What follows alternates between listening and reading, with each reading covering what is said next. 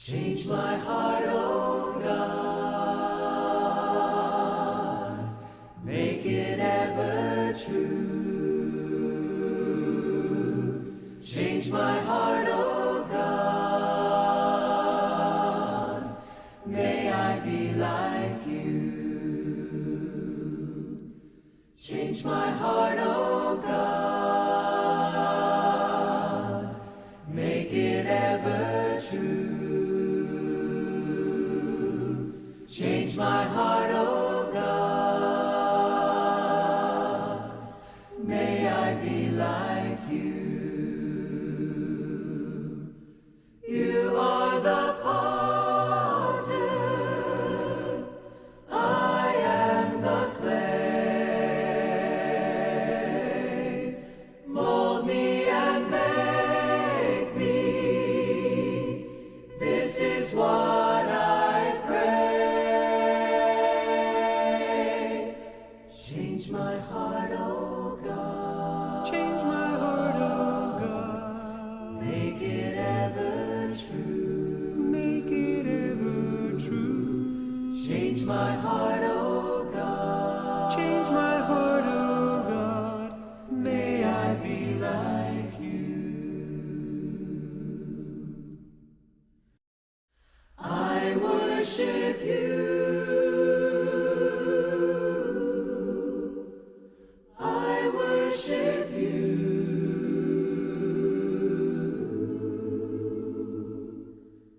The reason I live is to worship you. When I look into your holiness, when I gaze into your loveliness, when all things that surround become shadows in the light of you.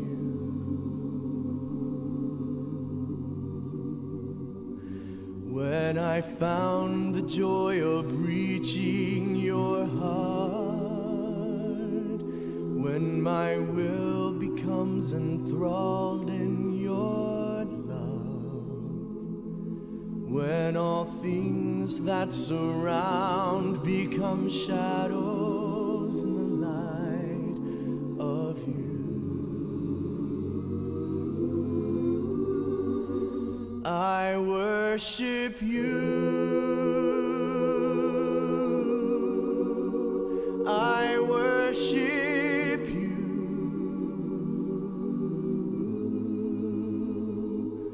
The reason I live is to worship you.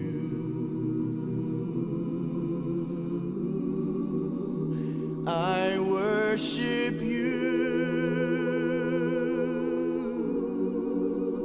I worship you.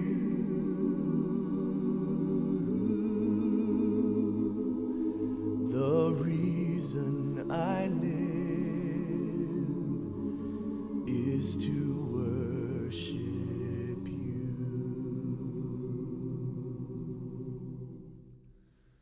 When I look into your holiness, when I gaze into your loveliness, when all things that surround become shadows in the light of you.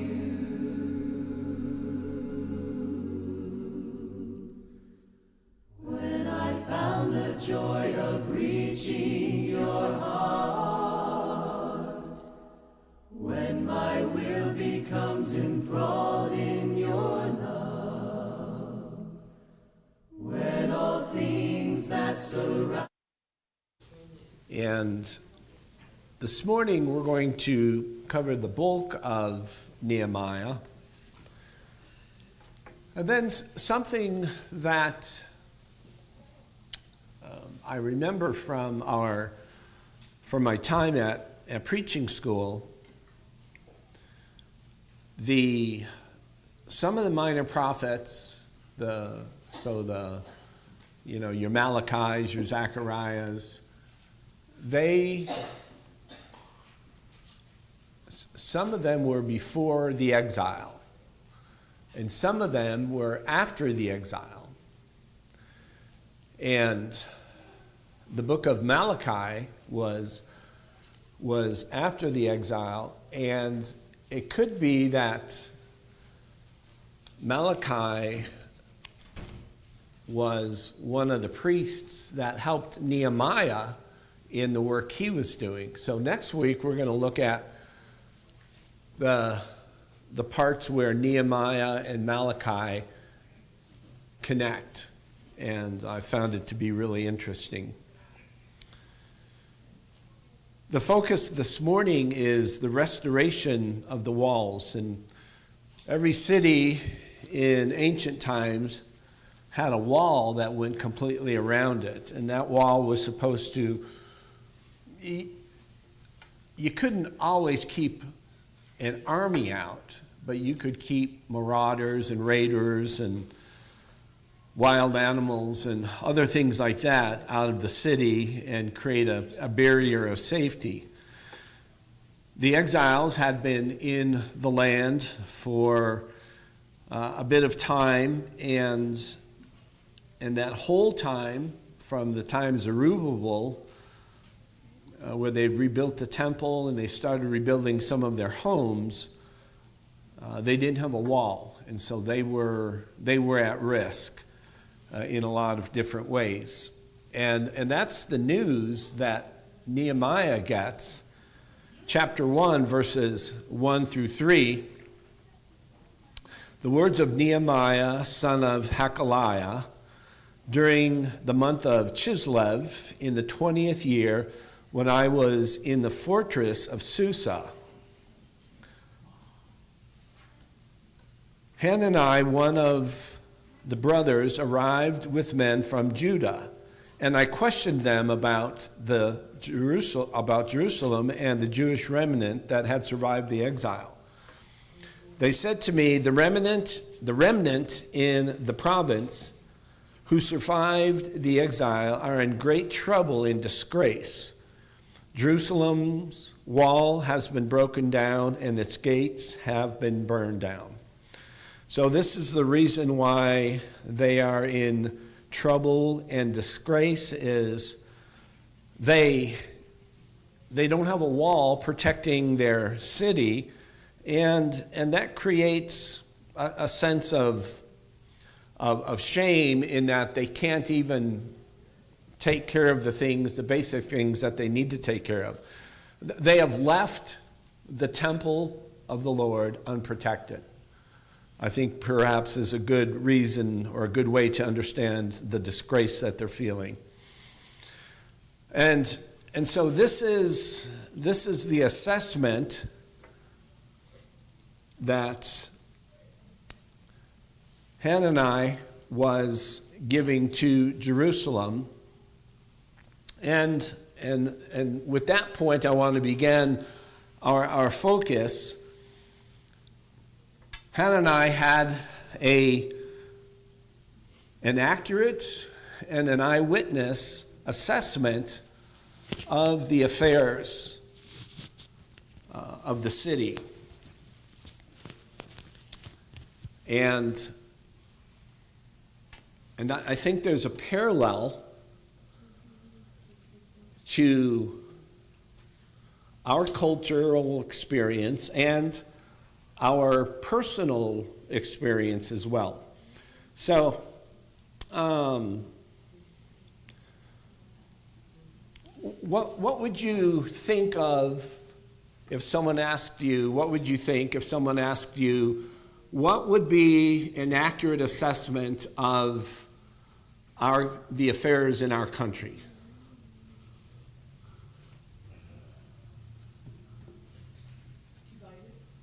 Divided, okay. There's division among the people.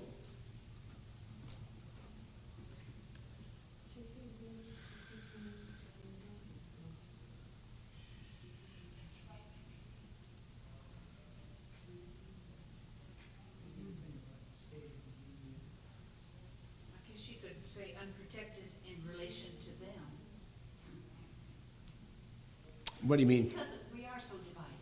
Okay. It's really unprotected. Yeah, that's a good thing. That's a good thought. We have our walls, but with this example, we're divided. That's the state of affairs in our country right now, is that people are divided, and that puts us at risk. I think they're lost. Lost? There's so much hatred right now. There is. There's a lot of hatred, yeah. Yeah.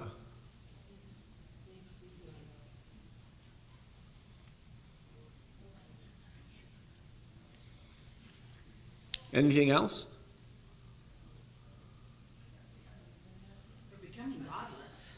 Okay. There's a sense in which we are leaving our foundations. We're becoming godless. Doesn't that your situation causes discouragement? Yeah. What's his name? Prayed to the Lord because he was crying for days. That's right. Find out what's going on. Why can't we get this, completed? Build the wall. Good. Hold that thought. His talking about Nehemiah's prayer. Hold that thought. Yeah, there's a lot of hopelessness and discouragement. That is, I think that's our number one thing, is that entitlement. Yes. We deserve whatever. Whatever it is, I deserve it, and I deserve the best, and everyone else is supposed to provide me with that. And if I have a problem, it's your fault and not my fault, because I'm relatively perfect and you're not so perfect. So that's a lack of accountability. Lack of accountability. There's a big lack of accountability. In both areas. Yes, yeah. Without moral conscience. Yes, We don't have a moral conscience yes. anymore. We are lacking a moral conscience. We do whatever we want to do. That's society doing that to the people today. Well, it is, yeah. I remember in the old days, people were dressed up to go to church. Yeah. They really served the Lord. Yeah. But they got rid of all that. Yeah. Just to be. God doesn't care how we dress, because as long as we serve. Right, But yeah. it's not a tradition, but gives you more glory when you come dressed to serve the Lord. Well, it shows respect, right? Yeah, I don't think you have to, and I'm okay if, somebody's all cashed out when they come in, but respect is one thing, and it's good to show respect to our Creator. That's a good thing. And of course, that's what's missing in a lot of ways. People don't acknowledge a Creator. And as far as religious folks, sometimes I don't know if it's disrespect, but God just accepts me as I am, and that's kind of there's truth to that. But He doesn't want us to stay just as we are. He wants us to grow and to change and to take on godly characteristics, and respect is certainly one of those. And so a lot of the cultural stuff gets back to personal stuff. And as it relates to, I think one example of personal difficulties are those who claim to be voices in media. Those are individuals who have,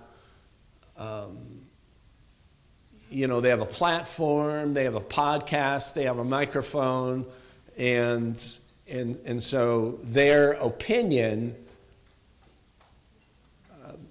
has a perspective, and oftentimes that perspective is not healthy, especially with a lot of the podcasts, and that's where our media is now, is podcasts.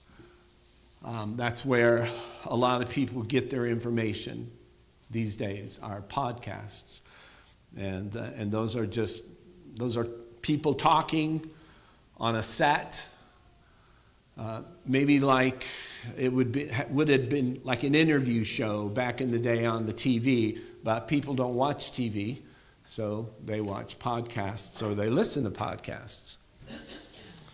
So that's commentary or opinion. Good, yes. What we need to know, if we're engaging with that, is that person's or if it's interview, it's two people's opinion Mm-hmm. and ideas, but it belongs to them. Yes. And if you agree with it, you need to understand why you agree with it, Yeah. not just because you were drawn into it. Yes, that's a very good point. These are just people with opinions, but those opinions have a lot of sway for people who are not informed. And so these podcasts and other forms of social media become what the church was in past generations. And most of those podcasts, regardless of of their content, they're trying to tell you what to believe and ultimately how to live your life and who to believe. Personally, we need to make accurate assessments of our own lives. Because sometimes that's my main problem, is me. And if I don't make an accurate assessment of my state of affairs, then I can find myself playing the victim. I can find myself restarting my life over and over again. I can find myself doing things that are destructive, and people get into addictions because they may have an assessment and maybe even an accurate assessment, but they're missing the next part. And that's the point that Rudy made, is so Nehemiah didn't run around and say, with his hair on fire, and say, what are we going to do about this now? He started praying. Verse 4, I heard these words, I sat down and wept. I mourned a number of days, fasting and praying before the God of heaven. And then verses 5 through 11 are this prayer, and I think it's worthwhile to read because it teaches us something about what we can pray for, the content of our prayer, a prayer that is appropriate for the time in which we live now. Yahweh, so I said Yahweh, the God of heaven. He uses that word Yahweh. That's God's name. We would call it Jehovah. But see, he addresses God in a personal way. He knows him by name, but he is the God of heaven. So I think that's Yahweh is great respect to not presume. right. To call the name of God. Right. Yes. The great and awe-inspiring God who keeps his gracious covenant with those who love him and keep his commands. Let your eyes be open and your ears attentive to hear your servant's prayer that I pray now to you day and night for your servants, the Israelites. I confess the sins we have committed against you. Sounds like Nehemiah, as you read through the book, he's a pretty squared away person, and he may be, just like all of us, he may struggle, but he recognizes the sins of his people are just as important as his own sins. And I think it's as we're going from personal now up to cultural. We have to recognize the sins of our society, just as a way to understand what the problem is. I confess the sins we have committed against you. Both I and my father's house have sinned. We have acted corruptly toward you and have not kept the commands, statutes, and ordinances you gave your servant Moses. Please remember what you commanded your servant Moses. If you are unfaithful, I will scatter you among the peoples. But if you return to me and carefully observe my commands, even though your exiles were banished to the ends of the earth, I will gather them from there and bring them to the place where I choose to have my name dwell. They are your servants and your people. You redeemed them by your great power and strong hand. Please, Lord, let your ear be attentive to the prayer of your servants and to that of your servants who delight to revere your name. Give your success today. Give your servant success today and have compassion on him in the presence of this man. And that sets him up to go and talk with the king. So for several days, he fasts and he prays. And that's where we begin that's the action that we take. That's our starting point when we're trying to accomplish anything. And Nehemiah could have just said, okay, let's go, and left his post and left his life in Susa and just went and did something about it. But he stopped, he prayed, he fasted for a number of days before the God of heaven. So that's where we begin. The spiritual disciplines are important if we are going to, and that's not even the right phrase when I say we, unless you're including God in that equation. That God can work through you, but not if you don't ask him. He'll let us just go on our own, just go on, see if that works, and then come back to me when you're done. So that's always our starting place, where we begin to solve difficulties in our lives and in the lives of the people around us. Nehemiah is an important person. He has a place of responsibility in the Persian government. He is no slave. He is not in captivity. It's easy to think because when the exiles were brought to Babylon had a vested interest in mistreating them because they were their enemies. But Persia has no axe to grind, and so I think it's logical to conclude, especially if you have individuals in places of responsibility, no emperor of the global empire is going to put a slave in charge of things that are really important. Think about Daniel.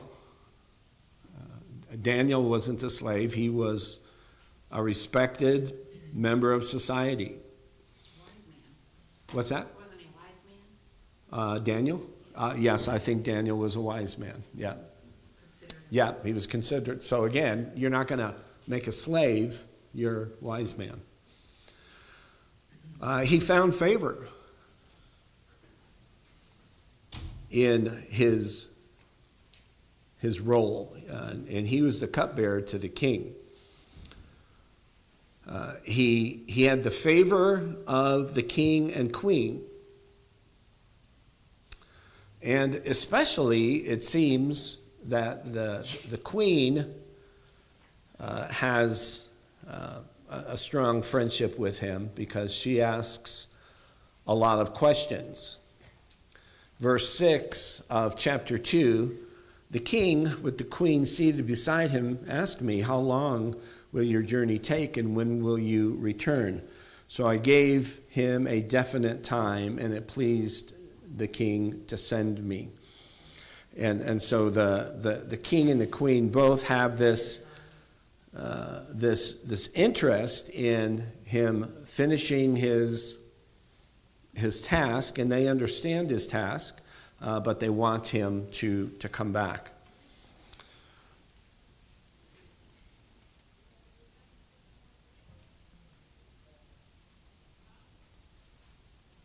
I was thinking about if maybe a question would work, but what we see in the life of Nehemiah is that it seems like he's a leader in his faith community.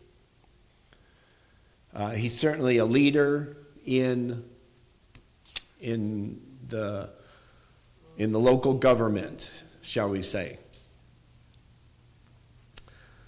And in all these areas of his life, and I would assume we see something of his spiritual life,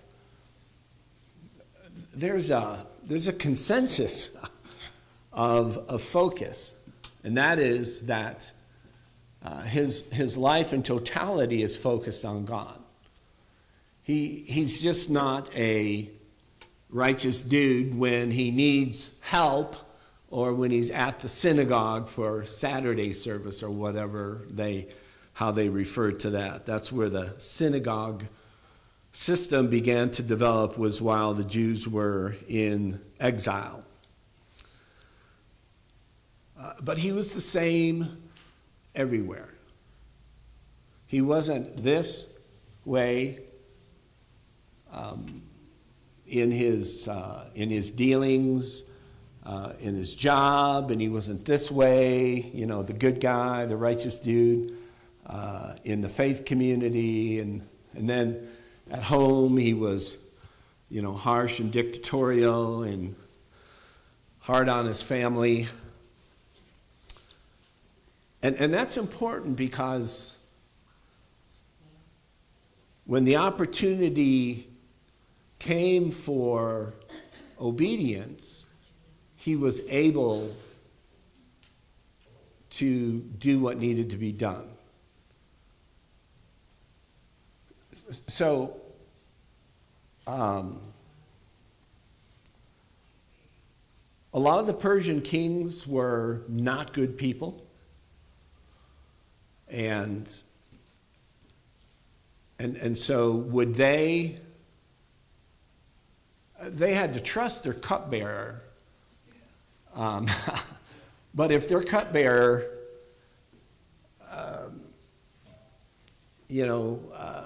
had other areas of his life that were not under control, would that matter too much to him? Not too much. Just as long as he doesn't mess with the wine. And so what I'm saying is that corruption and people with low moral character, that's common in governments. Can I get an amen? Dennis, is Artaxerxes, king here, the son of... Is it Artaxerxes? Yeah. Yeah, that is the son of Xerxes. And probably Esther, possibly Esther. Possibly the, Well, yeah. you remember Xerxes had his life threatened. Remember, and the plot was Yeah. identified by Mordecai. So Yeah. it's not uncommon to... Right, it's not uncommon. Yeah, The king. yeah. They're just looking for an opportunity. They are, yeah. So it's, certainly. That's hopefully that's your point. That's my point. There's a lot of no goodness in government. So, but when he asks the king and queen, they're distressed for him because they know he's a good guy.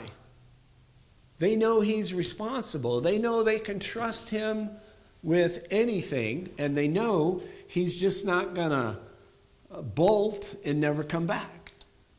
They want him part of their inner circle because he is trustworthy. So it matters, but he has to do this thing as a matter of obedience to God. That's why Hannah and I came to him. And that was the expectation, that he would, if anybody, he could do something about it. And so, does that make sense? Like, and if it doesn't, maybe I can figure out a different way, because, if he's not someone they could trust, and he came to them with this request, but he probably wouldn't have the request in the first place, because the people in his community, faith community, wouldn't trust him. But he has this opportunity to be obedient to God, and he can do it because other areas of his life are in order. And if we don't have all of the areas of our life in order, there comes a time when we need to be obedient to God, but we just can't. Because life is too complicated, and I just can't break away to do this. I can't give 6 months of my life. Yes? Well, please continue, but I just wanted to say that what the king and queen are demonstrating is great respect for him. So, that just underscores who they understood he is. Yes. And yes, they're trusting him daily with Yes. their lives. Yes. So that's pretty significant. Yes. Yeah. That they would grant this to him, even though they had the power to hold him. Mm-hmm. It's just tremendous respect for how he lives his life. Yes. Yes, absolutely. And so in a real world, this wouldn't happen, but and I would have known, but there was a gentleman who was asked to be an elder in a congregation that I had relationship with, and from the outside, he looked like he kind of had his act together, and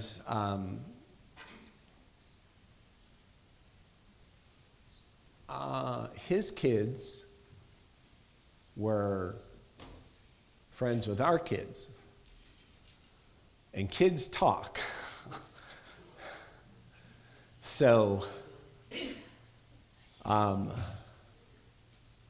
when he was put up for elder, the boys said that they were telling our kids, Dad said that if we ever do anything to embarrass him, that we're in big trouble,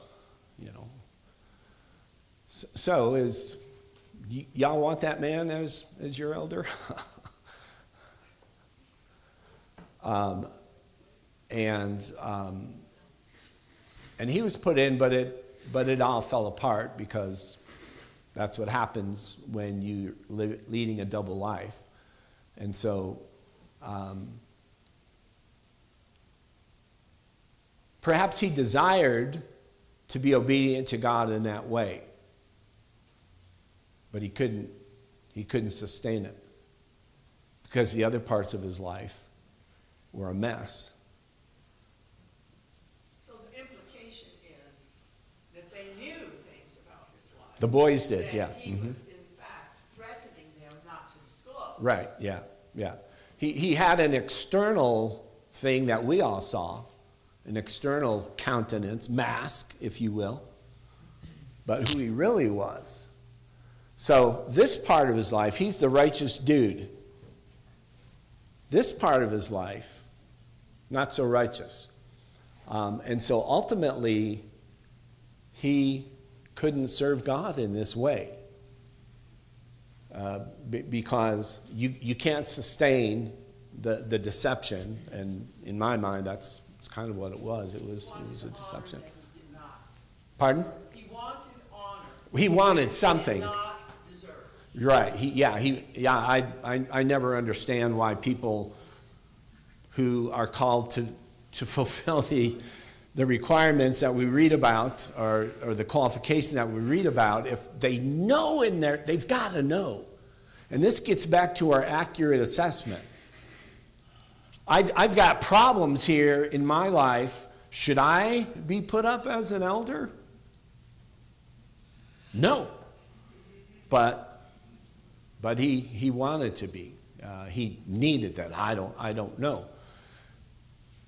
So that's the point I'm making. A trustworthy person is going to be able to do things that he needs to do for the Lord. A person who is duplicitous might get their feet in the door, but it's going to come crashing down before too long, because God sees all of that stuff. And for Nehemiah, it appears he had all the parts of his life intact and consistent with one focus, and that was on the Lord. Sometimes, and I've heard this before, we compartmentalize our lives. This is my church part, and then this is my family part, and this is my work part, and this is what I do when no one's looking part. Might have a bunch of different compartments in my life, but they all have to have one focus if you are going to be used by the Lord in any significant way. Related to the relationship that he had, have you ever gone to your boss and told him you recognize his efforts and his personal commitments to the company? Like, no! I hate my boss. But some of you may have done that, and that shows a lot of good character. What does he think about you, or she think about you? Invested. You're invested in this company. You recognize that this person cares about me, that they're on the team, or even pray for them. You pray for your boss. So I got a feeling Nehemiah did. I got a feeling that Nehemiah did a lot of things that prepared him to do this work that he was called to do. And it was a work of faith. He had to go through the circumstance. He had to talk to his boss, so to speak. He had to get everything together. As the book unfolds, it talks about all the stuff that he got. The king gave him whatever he needed to make it happen. If Artaxerxes was Esther's son, he had a concern for the Jewish people. And so he gave them everything they needed. So Nehemiah steps out in faith. And just like here, there will always be challenges that accompany acts of faith. There will always be things that will cost you a little bit more than you expected to cost. It's going to take a little bit more time, a little bit more effort, a little bit more of yourself. Nehemiah had several challenges. Chapter 4, verses 1 through 3.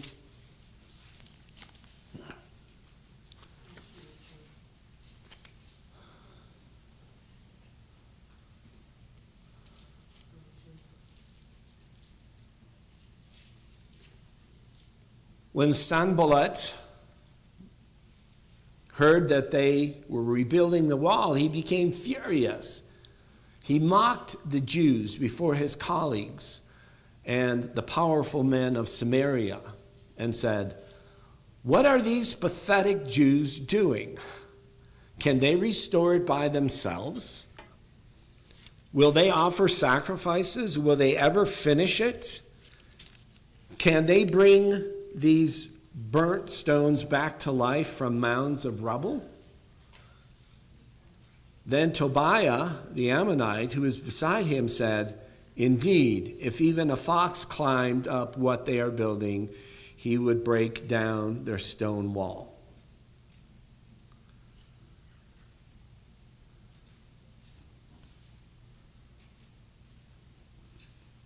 And then there's a statement.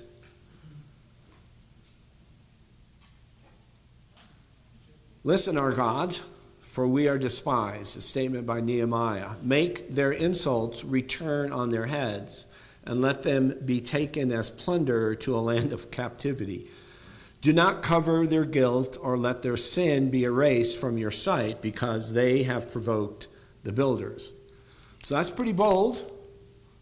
Not praying that they might have mercy and grace in their time of error, but that they would receive the judgment of God. So Nehemiah had challenges, people who lived in the land. So not only the remnant, but the transfers, the people that Babylon brought into the land. After they took the Jewish people out of the land, they brought others, and that's where we know that's where the Samaritans came from. They were a mixed race Jew and whatever else. That was brought into the land, and so they didn't want anything to do with the Jewish religion. Some of the Samaritans became Jews, but they had their own little flavor of Judaism.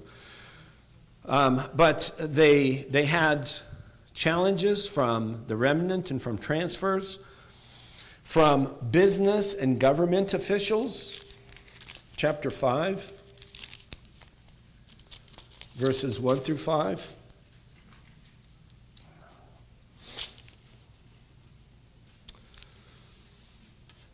Says, there was a widespread outcry from the people and their wives against their Jewish countrymen. Some were saying, "Our sons and our daughters are numerous. Let us get grain so that we can eat and live." Others were saying, "We are mortgaging our fields, vineyards, and homes to get grain during the famine." Still others were saying, "We have borrowed money to pay the king's tax on our fields and vineyards. We and our children are just like our countrymen and their children, yet we are subjecting our sons and daughters to slavery. Some of our daughters are already enslaved, but we are powerless because our fields and the vineyards belong to others." So it could be that the fields and the vineyards belong to non-Jewish people, and they are charging an exorbitant amount of money for their product. It's a time of famine, so it's a time of scarcity, and so you have the Jewish business leaders and the we'll call them Samaritan, the transfers, business leaders who have been in charge of this area up until Nehemiah showed up, and they're making it difficult just to live in the land. And then, of course, there will always be enemies who oppose what you're doing. 4:6 through 9 says, "So we rebuilt the wall until the entire wall was joined together up to half its height, for the people had the will to keep working. When Sanballat, Tobiah, the Arabs and the Ammonites and the Ashdodites heard that the repair to the walls was progressing and that the gaps were being closed, they became furious. They all plotted together to come and fight against Jerusalem and throw into confusion. So we prayed to our God and stationed a guard because of them day and night." So they were experiencing opposition from an enemy.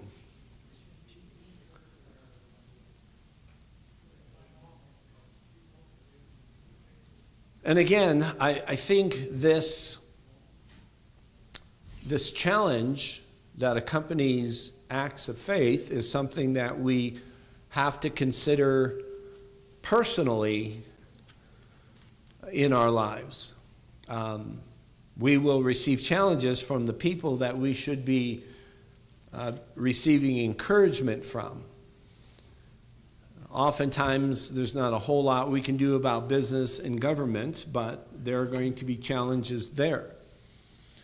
And then there are going to be enemies that we have, I'd say, personally. And sometimes we personify things like people who are in some sort of addiction recovery will call whatever the chemical is an enemy. So they personify this thing, and we'll close it out here and just emphasize that if we're going to be people of faith, then we're going to want to do things that require us to step outside of our comfort zone. And so that means challenges will be a part of what we're doing. And so to be able to, what did Nehemiah do when they had challenges? He prayed. In chapter 4 there, he just said, these guys are mocking us, Lord, so do something about them so we can finish what we need to do. So there's the external challenges, I guess, and then there's the internal challenges. And God is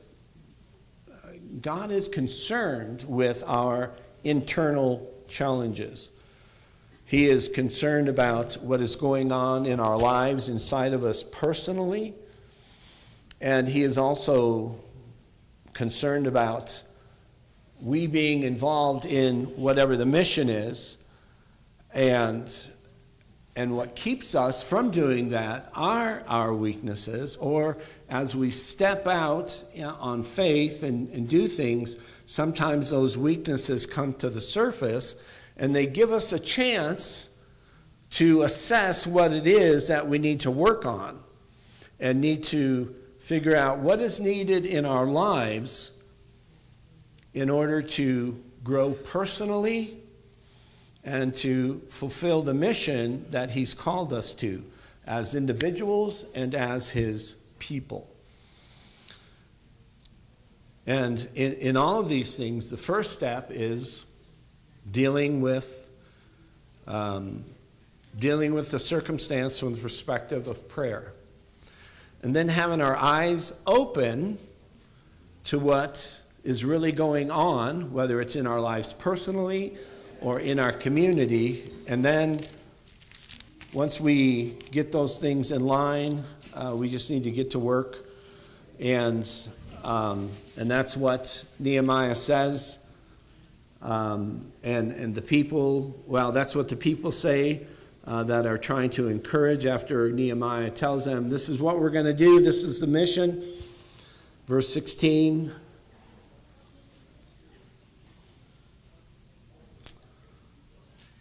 The officials did not know where I had gone or what I was doing, for I had not yet told the Jews, the priests, the nobles, the officials, or the rest of those who would be doing the work. So I said to them, you see the trouble we are in. Jerusalem lies in ruins, and the gates have been burned down. Come, let us rebuild the wall so that we will no longer be a disgrace. I told them how gracious the hand of God had been on me and what the king said to me, and they said, let's start rebuilding. And they were encouraged to do this good work. Thank you.